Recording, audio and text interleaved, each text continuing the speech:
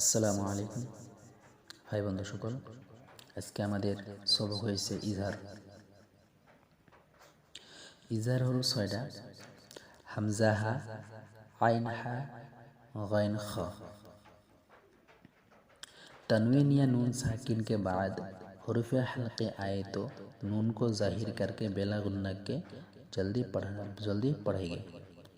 এখানে কইছে নুন সাকিন আর তনবিনের পরে নুন সাকিন, তো এটাকে নুন সাকিন বলা হয়, অর্থাৎ জজমকে সাকিন বলা হয়। নুন সাকিন আর তনবিনের পরে, তনবিন মানে দুই জবর দুই পেশ।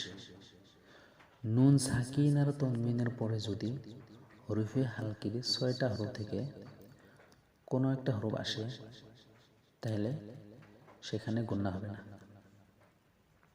আর এটাকে ইজহার বলিয়া কোয়া হয়। গুন্না আগের হরফ ভিডিওতে আমরা দিয়েছি ইখফার হরফ, ইখফা আর ইজহার। ইখফার 15টা হরফ আর ইজহারের 6টা হরফ।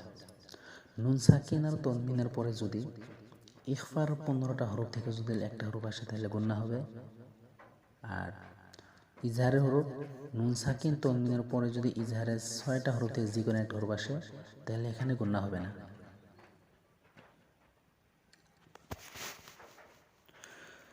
গুন্না মানে হয়েছে আওয়াজটাকে নাকের ভিতর অল্প সময় ধরে রাখা, যেমন আন্তা।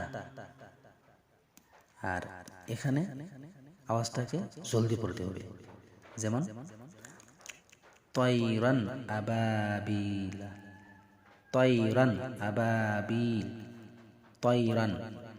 এখানে দুই জবর তনবিনের পরে হামজা এসেছে, আলিফ হামজা এটাই। তো এখানে দুই জবর তনবিনের পরে হামজা এসেছে, এখানে গুন্না হবে না।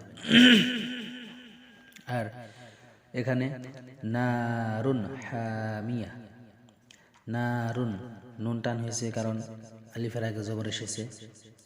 আমরা তো মদ্দার হরফও দিয়েছি,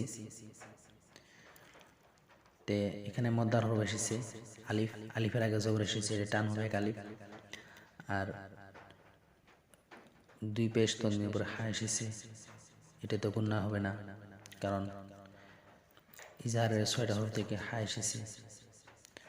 আর হা টান হবে কারণ এখানে মাদ্দার হরফ এসেছে, আলিফের আগে জবর এসেছে, এটা এক আলিফ টান হবে। নারুন হামিয়া, নুনও টান হবে, হাও টান হবে, রাডা গুন্না হবে না। নারুন হামিয়া। তারপরে লিমান খাসিয়া, লিমান খাসিয়া, নুন সাকিনের পরে খা এসেছে, খা হলো ইজহারের হরফ, খা এসেছে, এখানে গুন্না হবে না।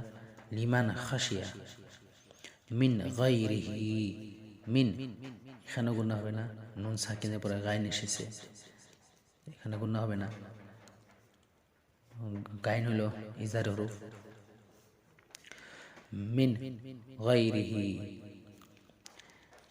ইয়াওমাইদিন আলাইহা, ইয়াওমাইদিন আলাইহা। এখানে দুই জেরের পরে আইন এসেছে, আইন হয়েছে ইজহারের হরফ, তো এখানে গুন্না হবে না।